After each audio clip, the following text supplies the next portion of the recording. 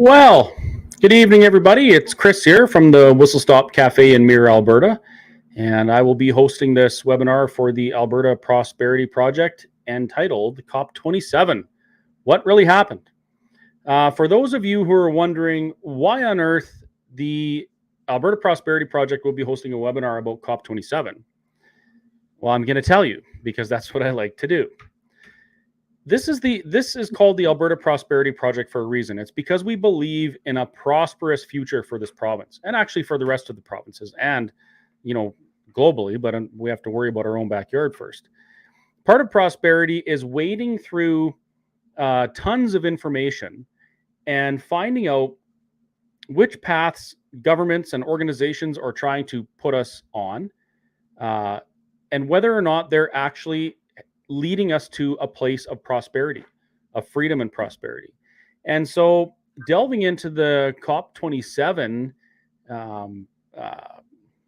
summit, I guess you'd call it, I don't know what you call it, meeting, is a really good way to do that. Because for those of you who don't know, COP27 is it's a gathering of world leaders. Canada, I believe, sent 337 or something to the one this year, where they talk about climate change and what they're going to do and how their governments are going to deal with the issue of climate change. There's a lot of really crazy stuff in there, and I'm very happy that we have this guest with us tonight because he's way better at dissecting this stuff than I am. So I would like to, welcome Mr. Robert Lyman to the webinar, and thank you very much for joining us. Well, thank you, Chris. Thanks for inviting me to speak to you. My pleasure. So I actually have a profile prepared that I'm going to read to introduce you this time. So here goes.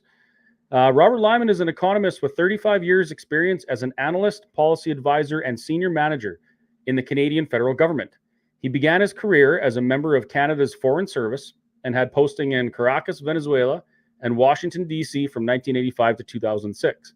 He managed organizations that were engaged in energy and climate change policy development and program delivery.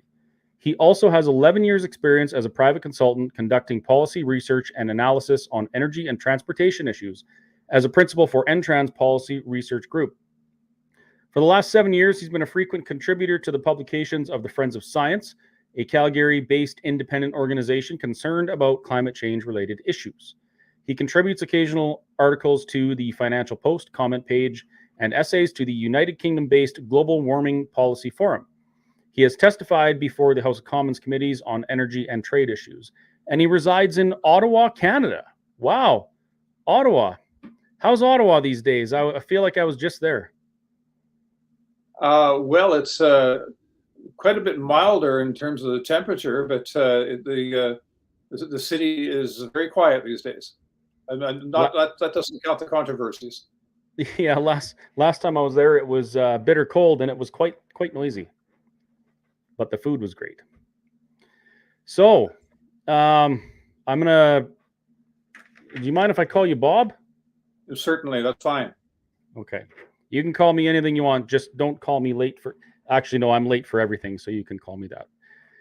So, I find this really interesting that you were actually involved with the federal government of Canada in some of the climate change stuff. How does that? How do you come from that kind of background and then into where you're at now? Well, I spent 25 years on and off in Natural Resources Canada and its predecessor, Energy Mines and Resources Canada. And so I worked in several different areas of energy policy. In the late 1980s, when climate change first became a public policy issue, I was the Associate Director General in the Energy Policy Group within the Natural Resources Canada. And I was the first co-chair of the Federal Provincial Committee on Climate Change Policy. This was when it was first beginning and people really didn't know how significant it was going to be.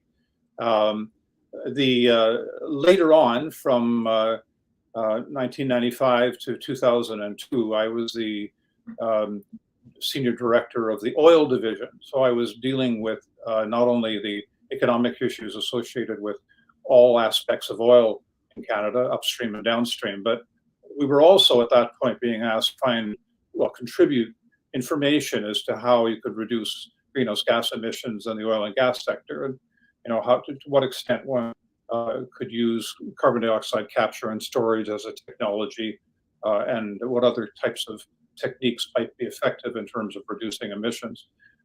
Later, I moved to Transport Canada, and I was the Director General of Environmental Affairs at Transport Canada, where I was dealing with all aspects of how the transportation sector affects the environment. And of course, much of that at that time was the contribution that we were making to the development of policy with respect to reducing emissions in the transportation sector. So, in other words, I've really been involved with climate change primarily from the energy and transportation perspective, and I was involved in managing some programs that tried to look at ways in which you could advance the technology of vehicles, for example, to try to reduce emissions from them as well. I came at it from several different angles. So during that time, I'm going to assume that those portfolios that you worked in, they changed and evolved a bit. Do you have any comments on how the climate change department, or even the Department of the Environment, how it changed from back in the mid 80s until what we see today? Oh, that's a very interesting question. In the 1980s and throughout most of the 1990s, climate change policy in the federal government was either managed by Natural Resources Canada as an energy policy issue, or co-managed by Natural Resources Canada and Environment Canada as a joint issue, because it dealt with both the economy and the environment. But by around the year 2000, as a result of directions from the government of the day, the leadership over climate issues transferred entirely to Environment Canada. And from then on, energy policy considerations became much less significant in terms of how decisions were made. In the 1990s, when we were advising on the types of responses that Canada should make to the potential climate issues, we were approaching it essentially from, I guess, what you call an economic perspective. That is, we were looking at for the costs and benefits of what Canada would do, and to the extent that we were to do anything, what were the most cost-effective ways of reducing emissions. It was the way that we tended to approach other energy policy issues. But subsequently, in my view, the government has changed its approach, and it no longer focuses on issues related to costs and benefits. It now tends to treat climate change almost as an ideological issue, where it doesn't really matter what it costs to reduce emissions, because in theory, we got to save the planet, so it doesn't matter what it costs. And that switch from tackling things as an economic policy issue to one of dealing with it really as a kind of ideological environmental issue has changed the way in which things are done at the public policy level in Ottawa with respect to almost all the environmental issues. So it's changed. Saying it's changed is it's an understatement. So what we're seeing now is this, like you said, a ideological pursuit of one goal, and that one goal is to be net zero and reduce all output of carbon dioxide, the food of plants. I didn't really think about it this way until I heard Mr. Alex Epstein speak at one point. What I'd like to see from our government is to have a department whose goal is to make sure that the path that we're on as a society is moving towards flourishing, right? A prosperous and free civilization where we're flourishing as human beings. We're using our resources responsibly, not dumping garbage everywhere and that kind of thing. But at the end of the day, our goal is to be prosperous as human beings. But that's not the case right now. The case is a maniacal crusade against carbon dioxide, and that is the underlying. Well, actually, I mean, that's the main issue in the forefront at COP, all of the COP summits, and COP27 was no different. So, as you mentioned, this has nothing to do with cost benefit analysis or anything like that on a financial level or on a human impact level, for that matter. And that's very apparent by what I read in your brief there. Some of the costs are just, I mean, they're mind-boggling. Some of the wealth transfers that we're talking about here are more than the GDP of 3 or 4 countries combined. It's insane. So I guess with that said, I'll ask you, there's been a lot of news about COP27. So what was it all about this year? What's different than it has been? Well, first, it's called COP27 because it's the 27th conference that has been held under the auspices called the United Nations Framework Convention on Climate Change. So it's the gathering, as you said earlier, it's a gathering of officials and politicians and people from private sector and non-governmental organizations that happens every year to try to deal with the various outstanding issues. The primary focus of every conference of the parties up until now has been primarily on what's called mitigation. That is, trying to find a way to reduce greenhouse gas emissions, which allegedly contribute to catastrophic climate change. And to a lesser extent, to deal with adaptation issues. That is, finding a way, assuming that we can't stop all of the adverse effects of climate change, to adapt the economy and the society so that we reduce the adverse effect. This year at COP27, the primary focus was not just on those two topics, but also on the third area, which is financing. And to some extent, that's been of interest since 2010, because in 2010, at the COP held that year, it was agreed that the developed countries, the wealthier countries, if you will, should contribute to finance the emission reduction measures that are being taken in the developing countries, the poorer countries, and that they should aim at least to spend $100 billion per year funding that. Wait, well, can you repeat that again? Is that with a B or an M? That's with a B, 100 billion a year at least. Now, and that was to take effect as of 2020, and was to prevail through the 2020 to 2024 period. They never have actually reached that total. But in 2021, the collective contributions of the richer countries has about $70 billion.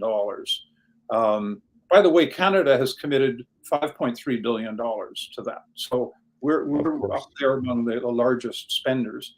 But this year, at COP26 in Glasgow last year, the developing countries said that we should be looking forward to the period beyond 2024, so 2025 to 2030. And they said, based on their analysis, that the amount of money that the developed countries should be contributing every year should be at least $1.3 trillion. Now, with a T. With a T. Now, before you go any further, I want to give people a visual here. So $100 billion, folks, close your eyes and imagine this. 100,000 stacks of $1 million each. $1.3 trillion is 1.3 million stacks of $1 million. That $1.3 trillion is that's, well, it's less than the U.S. national debt.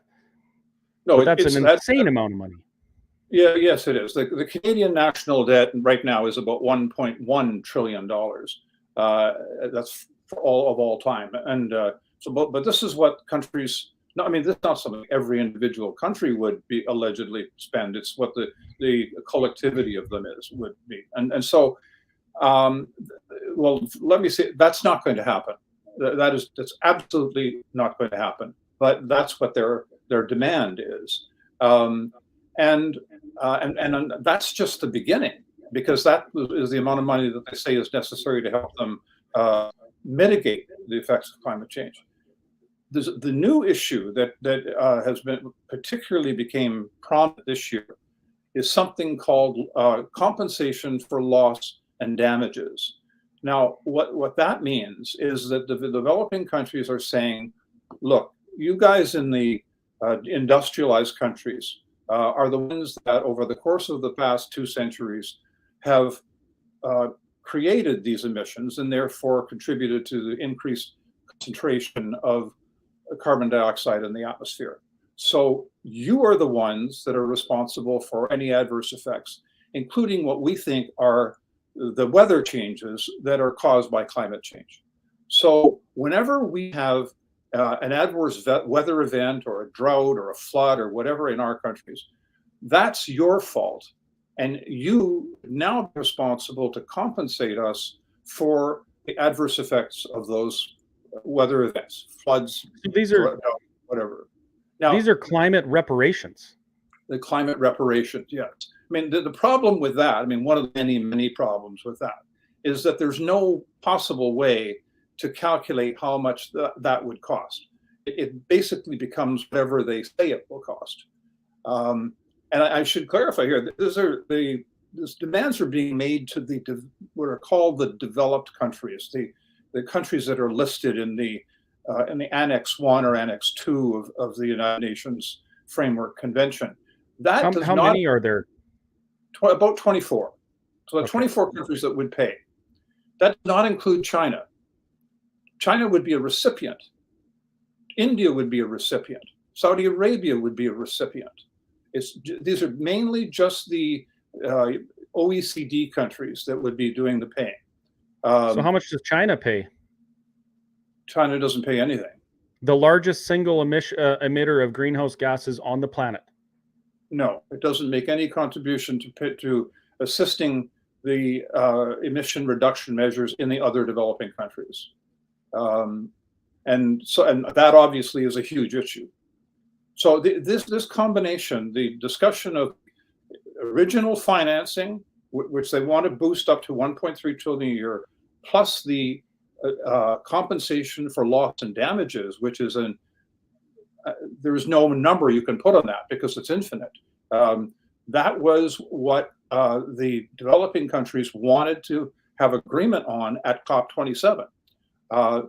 The developed countries, including primarily the European Union and the United States, tried to keep that entire issue off the agenda because they said, look, this is not going to go anywhere. This is not credible. So let's not even talk about it.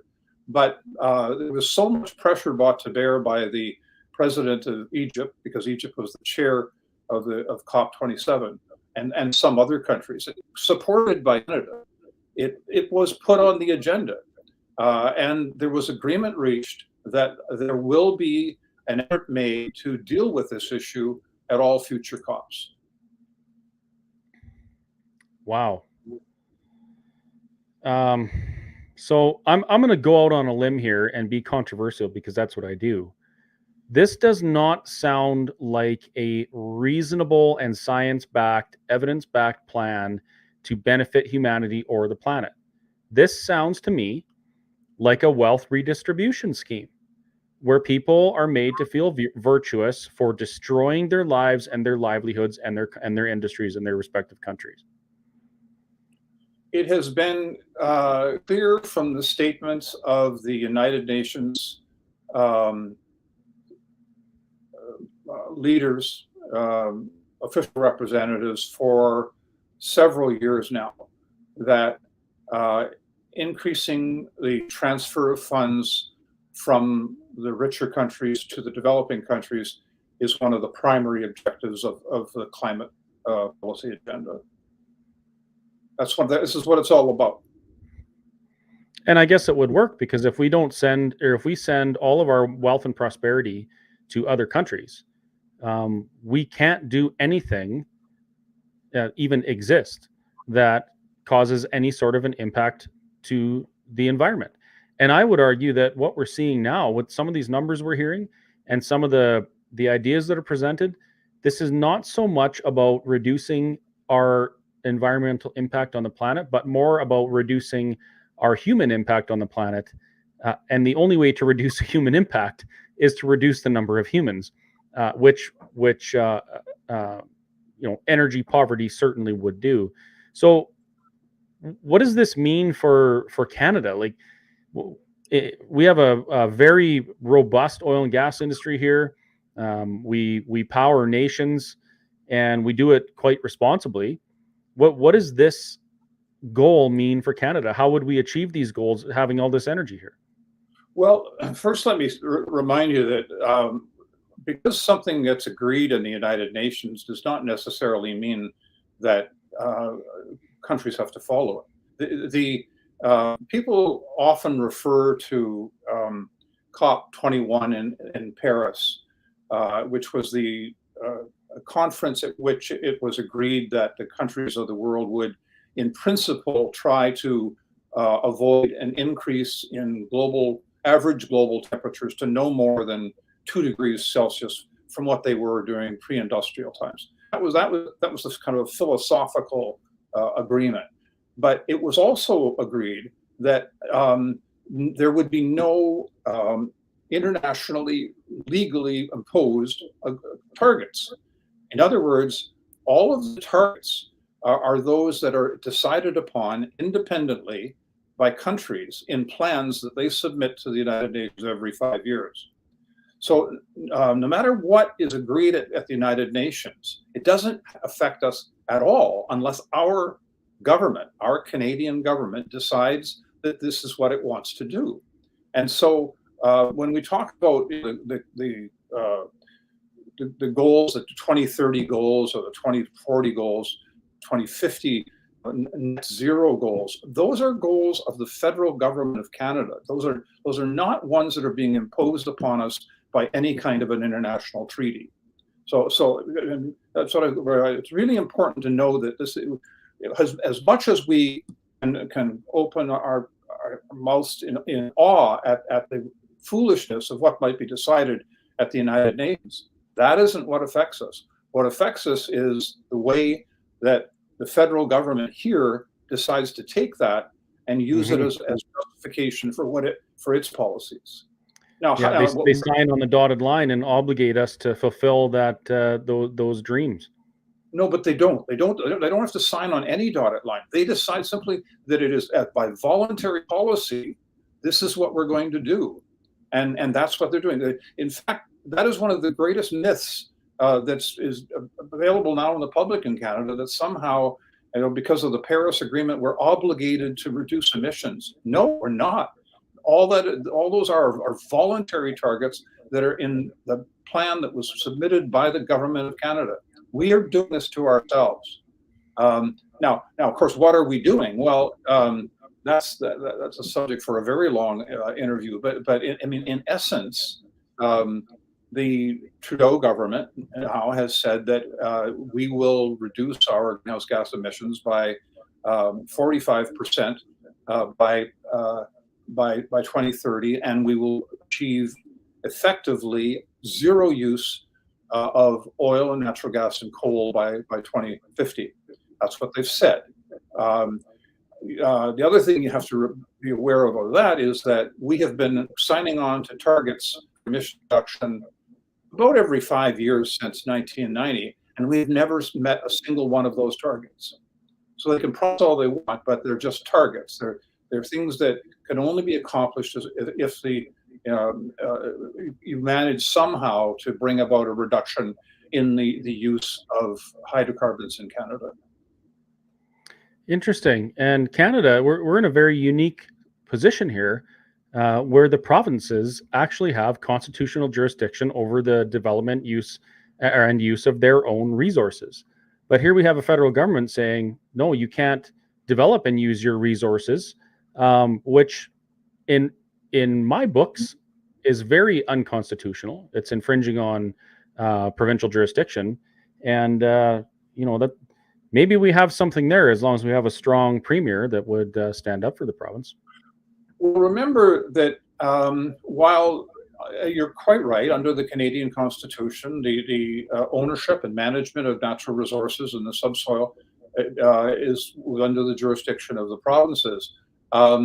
But in the environment is an area of shared jurisdiction. And the federal government has used that part of the Constitution to say that it can assert its control over environmental issues. Now, the reason why, one of the reasons why there tends to be such a focus in federal policy upon oil and gas is because oil and gas represents about 27% of Canada's total greenhouse gas emissions. It's the largest single source. But if you stand back for a minute and think, well, okay,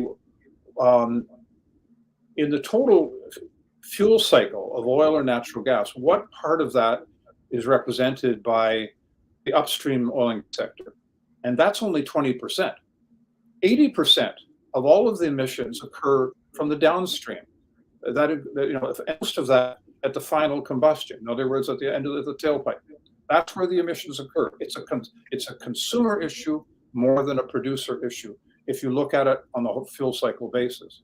But we're in Alberta, Saskatchewan, BC, Newfoundland and Labrador, where we're producing oil and gas, because of those emissions kind of stand out. They become a target, and there will be, as you're suggesting, there will be some very significant jurisdictional issues that will have to be dealt with in the courts. So the consumer is being targeted as the major contributor to emissions in the form of carbon taxes, fuel taxes. What else we got going on? The banning of internal combustion engine sales by, is it 2030? I can't even remember now. All sorts of, pardon me? It's 2035. 2035. In theory, there will be purchase, or the focus on sales. The sales of internal combustion engine vehicles will cease as of 2035. But in the meantime, starting in 2025, there will be a phased increase in the limitations on the sales, and that, that's a very interesting issue in itself, because they can tell the automotive companies what they have to sell, but they can't tell the consumer what they have to buy, and so they can tax them. Well, they could tax them, and they are taxing the fuel. What the automobile companies will probably do is they will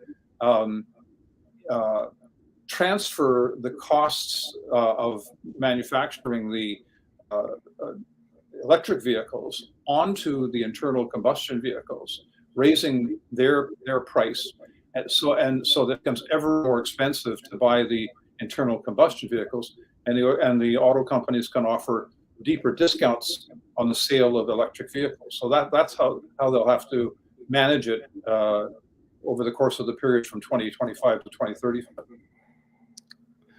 Oh boy. The question I want to ask is this stuff actually going to change the climate? And before I ask, I guess I already did, but I want to point out something. If our governments had bothered to look at the bigger picture in relation to global warming in particular, it's very plain to see that in the 500 years previous to when the government has focused on the massive increased temperature which was, I think, the last 150 years. In the 500 years previous to that, when there was very little industry and way less people, the temperature actually raised faster and to more of an extent than it has in the last 150 industrialized years. Like, how in the world?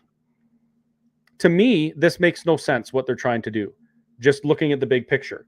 But how in the world can we have so many governments and so many people with so much power putting these policies on us that I would say will not accomplish the goal that they're trying to accomplish? Like, do you think that they can mitigate climate change with these actions? Well, I'm not a scientist, so I don't get into a discussion about the scientific issues. I'm mainly focused on the question of whether it is likely, given what is economically and technologically feasible, to reduce greenhouse gas emissions to the extent that they say are required. That is, to basically eliminate their use by 2050. It's only that's what 20, just over 27 years, and my view, and I've written many articles on this for the Friends of Science, is no, that's not feasible. It's not feasible in technological terms. It's not feasible in economic terms, and it would require governments to use powers that basically usurp the freedom of most people, and I don't think Canadians will accept that. We will get to the point where the public itself is so disadvantaged by a whole series of climate policies and interventions into their lives that they'll simply say enough. We will no longer go on supporting governments that do this. But let's say in some environmentalist dream, you could completely eliminate all greenhouse gas emissions in Canada, so that it was zero. Canada represents 1.6% of all of the greenhouse gas emissions in the world, and all of the growth in greenhouse gas emissions is occurring in the developing countries, not in the developed countries. So, if we completely eliminate our emissions, it would make so small a difference to the global emissions level that you cannot measure it. It basically, what I'm saying here is that these emissions reductions are not being done to change the climate or to change the temperature or alter extreme weather events. This is pure virtue signaling, symbolic virtue signaling. And I mean, I hate to sort of put it in those stark terms, but that is exactly how I see it, having studied this for a very long time. I agree with you, and the prize that we get for this false virtue is catastrophic impacts to the lives and the prosperity of Canadians. Like, when I say catastrophic, I mean catastrophic. There are families out there who right now they can't afford their energy costs or their food costs because everything is impacted to this extent. And I wonder, I keep asking myself, where is the tipping point? And I'm not talking about David Suzuki's mythical tipping point. I'm talking about a societal tipping point when people finally start to say, enough is enough. We are not going to destroy ourselves because of your failed ideologies. And that brings up another thing. There's a series of conversations here. One of them is carbon dioxide a detriment to the planet, or is it a benefit? That's an entire conversation on its own. Then there's this other conversation about what policies do we need to enact in order to deal with the answer to question number one. But question number one hasn't even been answered yet. And here we go, just charging full bore into this net zero fiasco. And that's one place where Danielle Smith, our premier, and I definitely do not see eye to eye. She talks about Alberta meeting net zero goals and working with industry to create new investment, basically moving money into these carbon capture schemes and whatnot so people get rich. I don't agree with it. But there are people standing up. Are you aware of what's happening in the Netherlands right now? Yes, I am.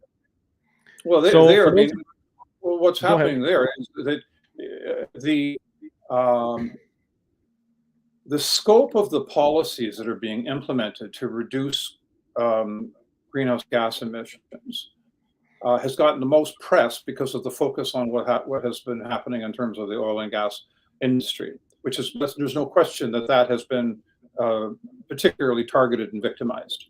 But what's becoming increasingly apparent now in the Netherlands and elsewhere is that every single sector of the economy is going to be as adversely affected as oil and gas has been.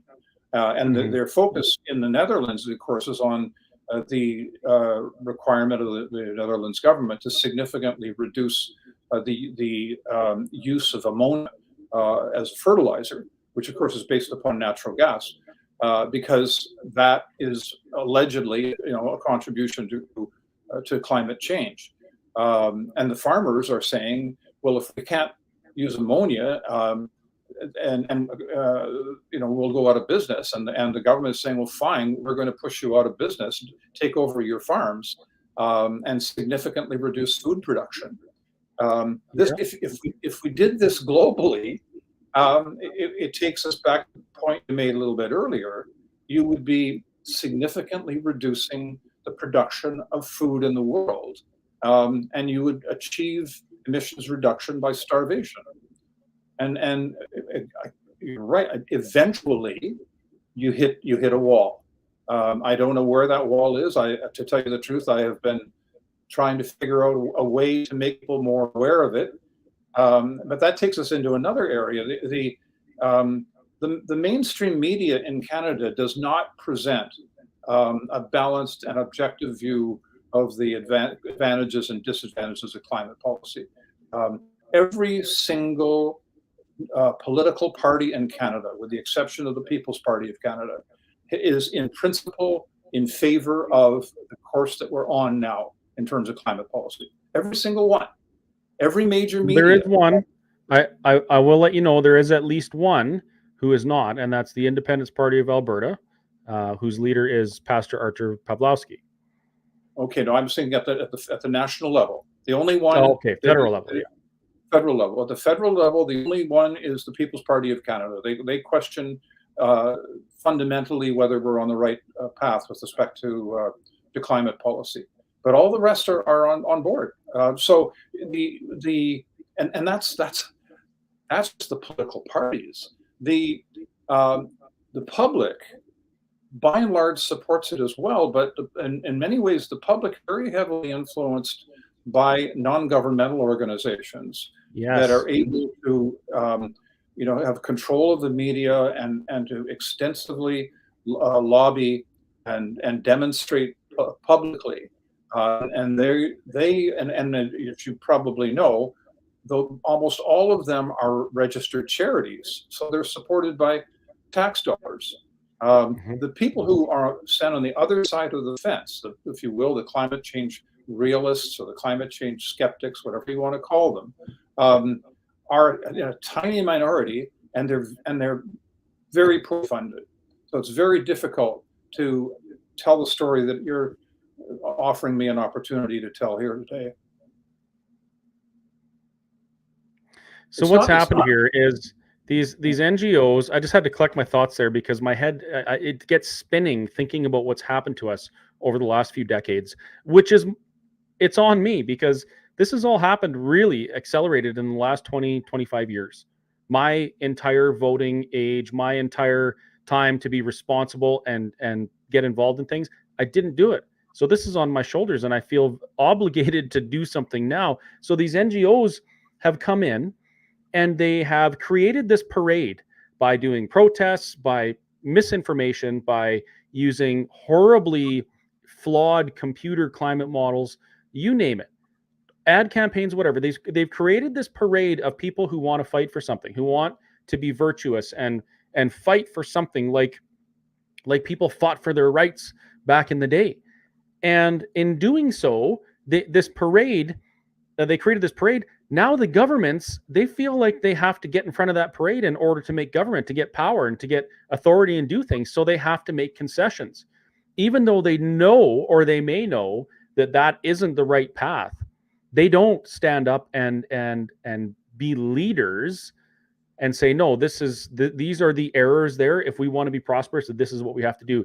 It's too hard for them. So instead they just pander to the wacko greeny environmentalist demands, no matter how outrageous they are. I mean, $1.3 trillion, that's nothing, right? 27 countries, no problem. We have to do it. Otherwise the earth will be on fire by 2016, says Al Gore. So we have a huge problem here. Society infiltrated with people who have their own interests in mind, not humankind. Governments who have been unwilling or unable to stand up and do the right thing, and massive fallout in horrible government policy causing catastrophic impact to the Canadians because of it.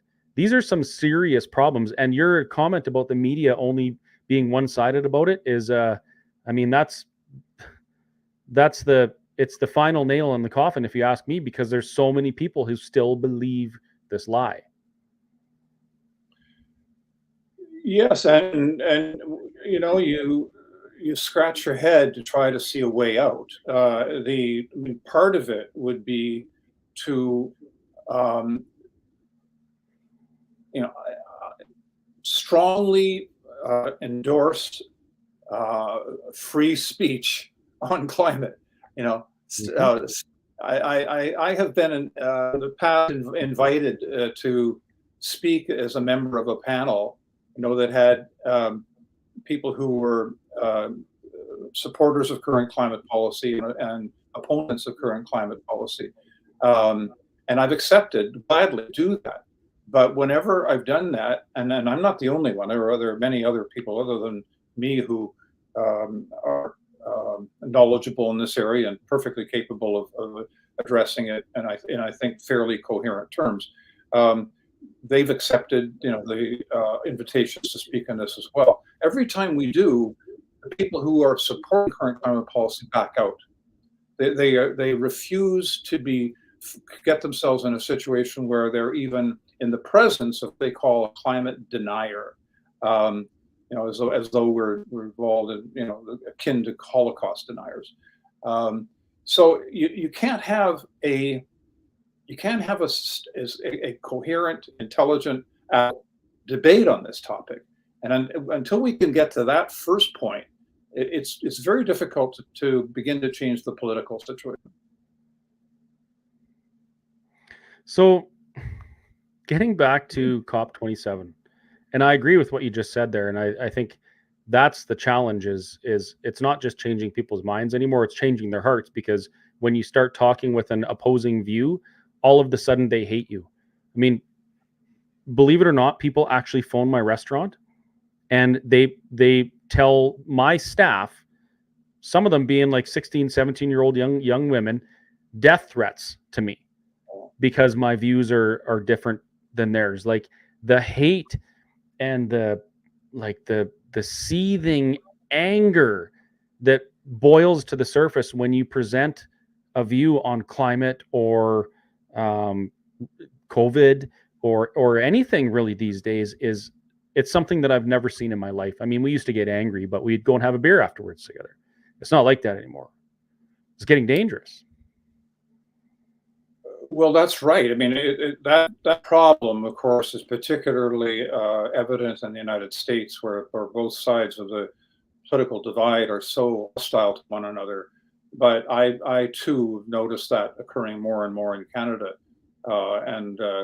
you know, I try to discuss these issues in terms of facts. You know, but for the most part, there's a real reluctance to get involved in discussing it at the level of facts. It tends to be predominantly communicated about it in terms of emotion.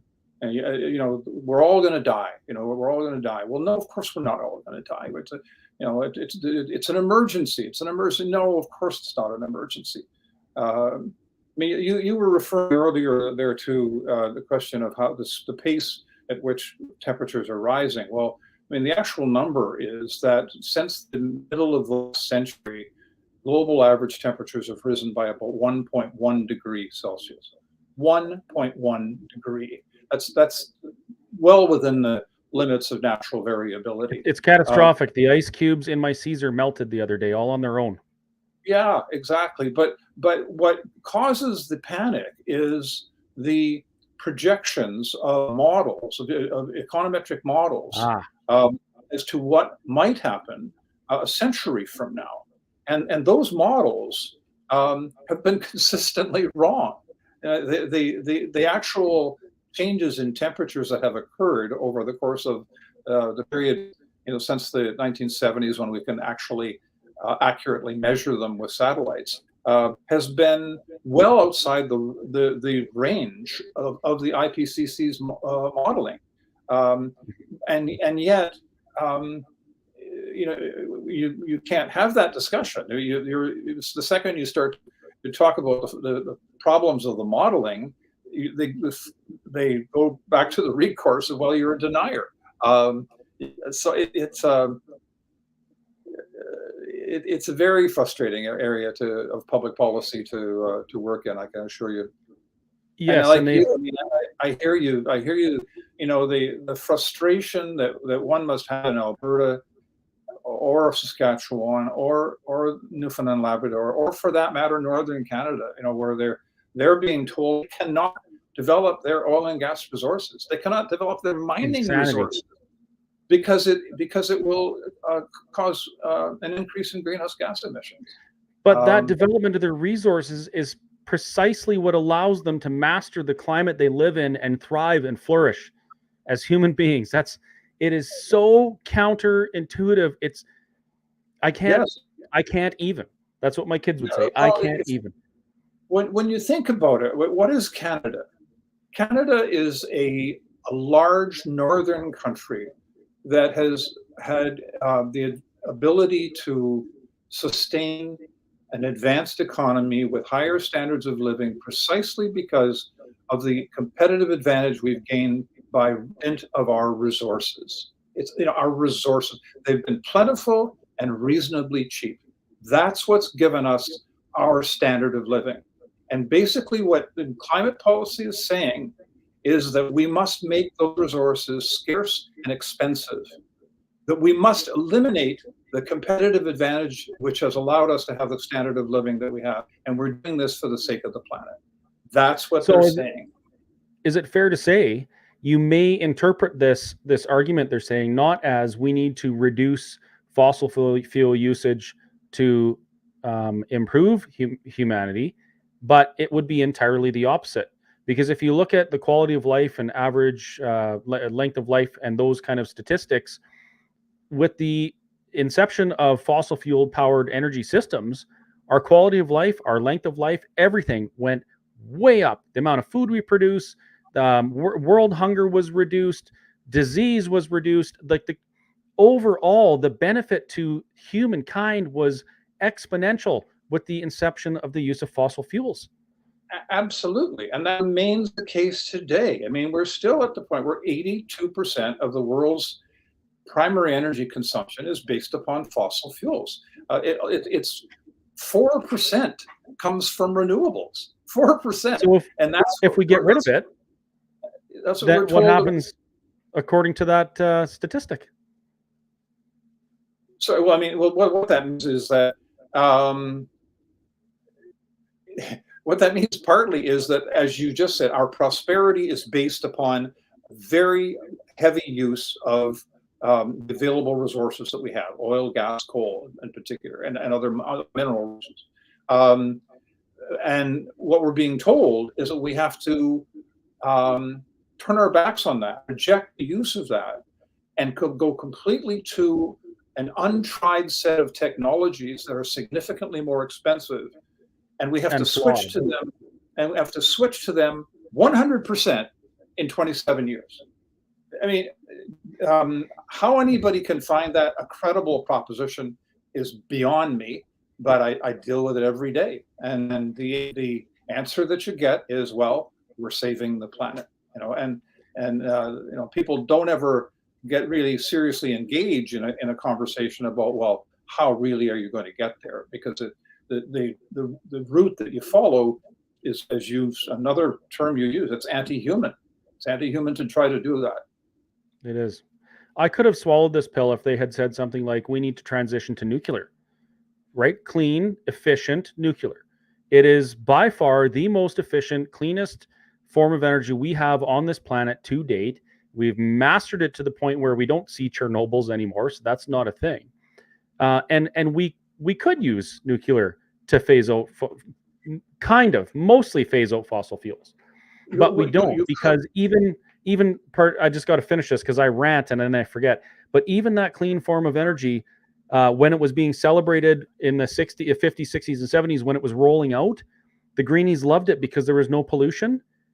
Well, that eventually wasn't good enough, because it's not about reducing environmental impact through the use of energy. It's about reducing human impact, period. Which is impossible. Which is impossible. I mean, unless we die. There have, yes, unless we all die.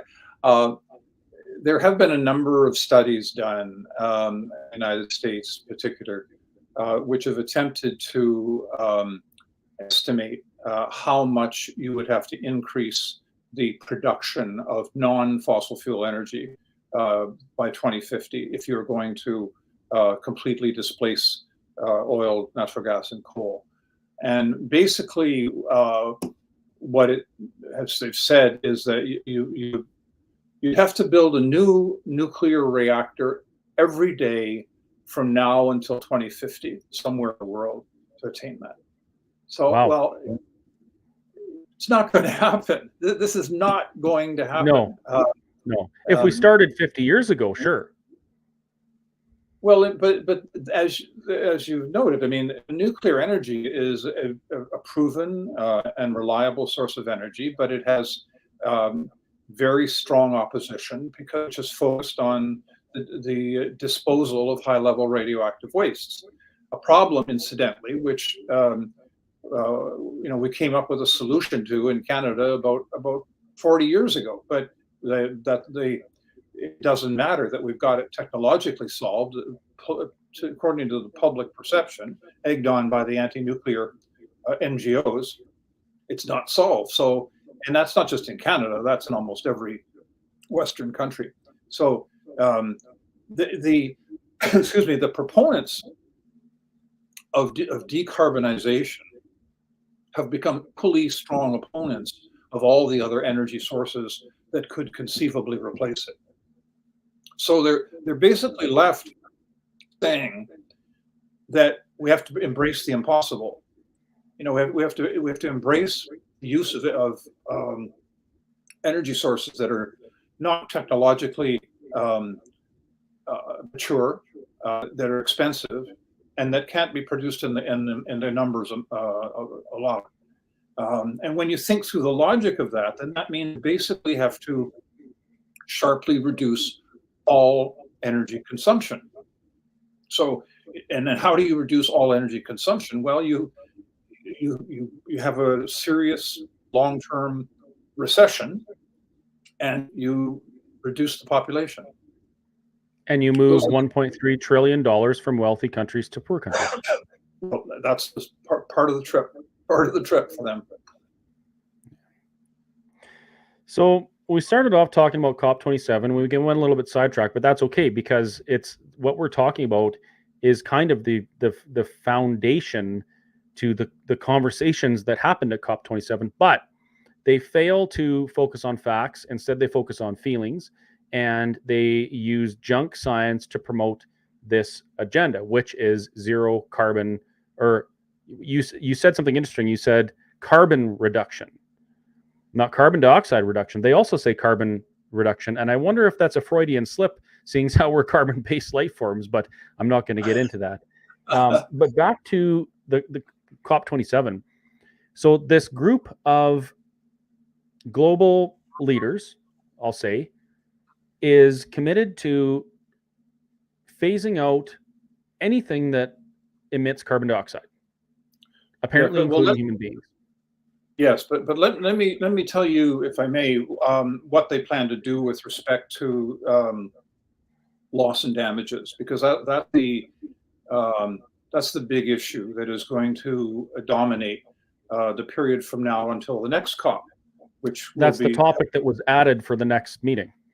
yes.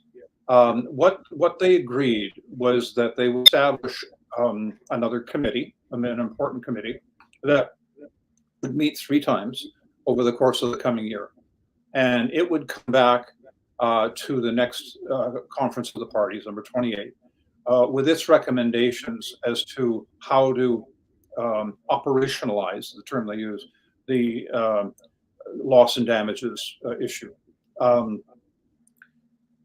The problem with that is that it's an unsolvable problem. It is unsolvable because no one has yet defined what the cause and effect relationship is between climate change and these loss and damages. No one has found a way. No one has found a way to quantify them, even in terms of categories, let alone in terms of costs. Good point. So I could theoretically say, well, the United States and their climate actions or inaction has caused my restaurant to experience less customers this week, so they should pay me. Exactly. You could say that, and somebody would have to try to prove that. But even if you could do all of that, there is no agreement as to how this amount of money, we're talking trillions. Let's just use $1 trillion as one example. How $1 trillion would be shared among the countries that would pay, and there's no agreement among how it would be shared among the countries that would receive it. That same issue arose with respect to the $100 billion a year that supposedly was to be spent until between 2020 and 2024. Those issues cannot get solved. They're not solvable. They're not politically solvable, and they will bring this back, and there will be yet another fest in this time in the United Arab Emirates to think about it. By the way, one of the things people really have to understand is that a lot of this is just simply about process. Between COP26 and COP27, there were 1,400 meetings of different United Nations committees to discuss this. As you said, there were 377 Canadians in the delegation, but there were 4,500 people at COP27. This is a lot of airplanes. Yeah, this is an enormous process that employs hundreds of thousands of people, and all of big business. Yeah, big business. They have a stake in having this go on and on and on, and it will. Until we say enough is enough and fire them all. Until basically some of the people whose ox is getting gored finally stand up and say no more. Wow.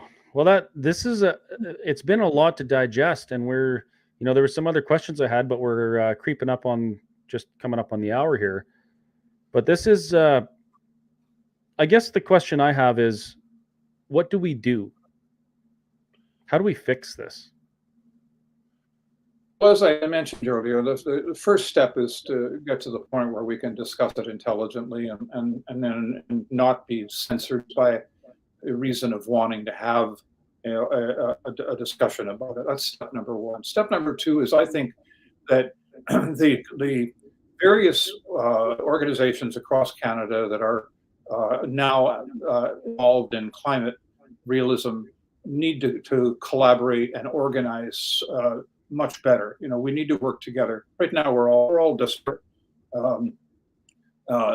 Third, I think that the people who have strong views on this need to bring those views to the political parties directly, and make sure that their members of parliament are aware that people are not all accepting of this catastrophe premise, and there needs to be, as you said, more consideration given to maintaining our standard of living, improving our prosperity and future, and taking actions that are not going to take our freedoms away.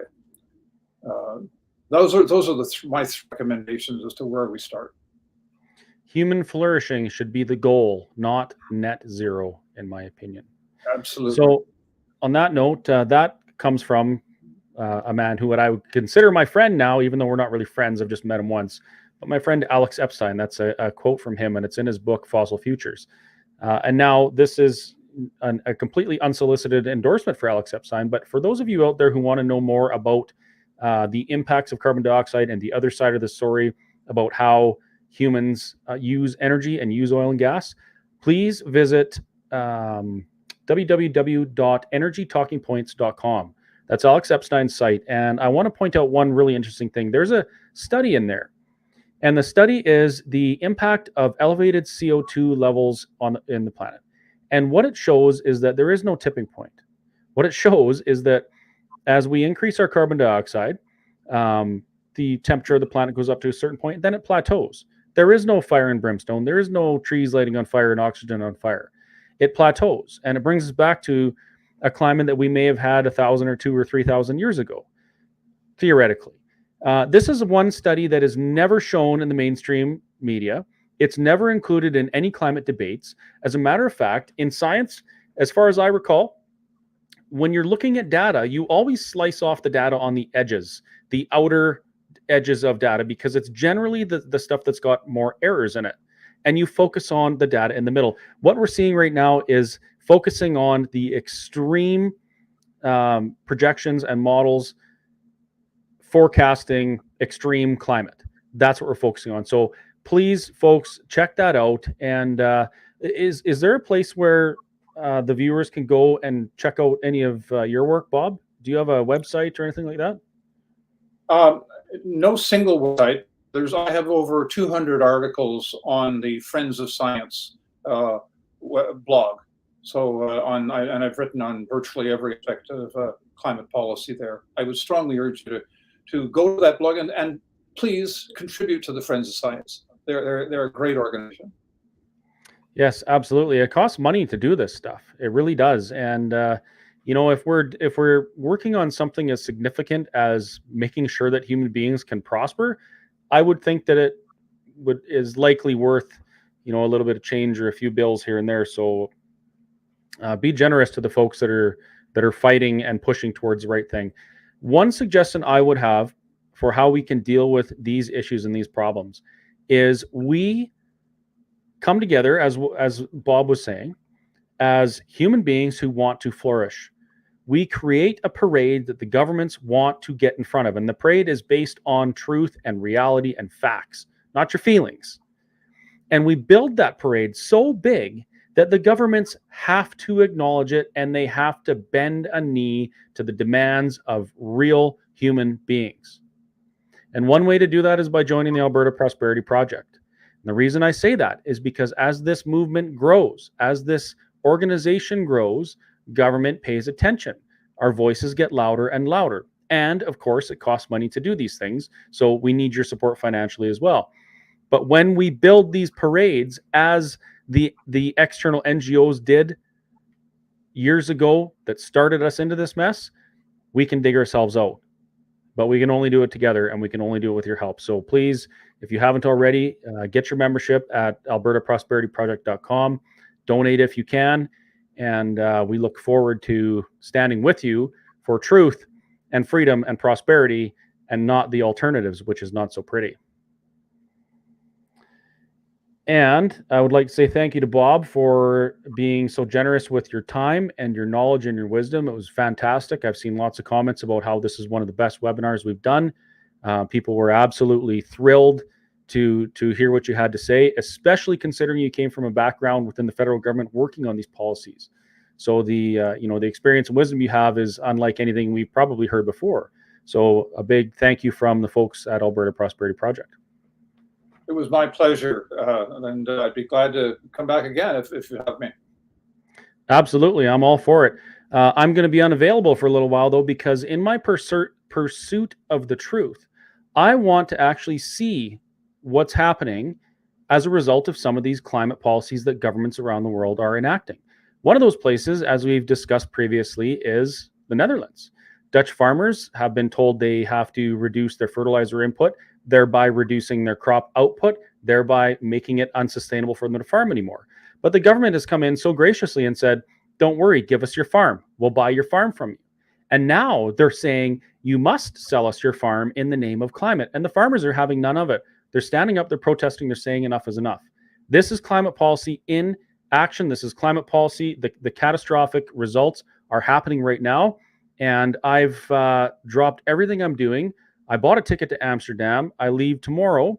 And I'm flying to Amsterdam, and I'm going to drive around the Netherlands talking to farmers and finding out what's going on and trying to bring this home to Canada, because Europe, what happens in Europe with climate policy comes to Canada next year or the year after. So it's almost like having a crystal ball going there and looking at this stuff.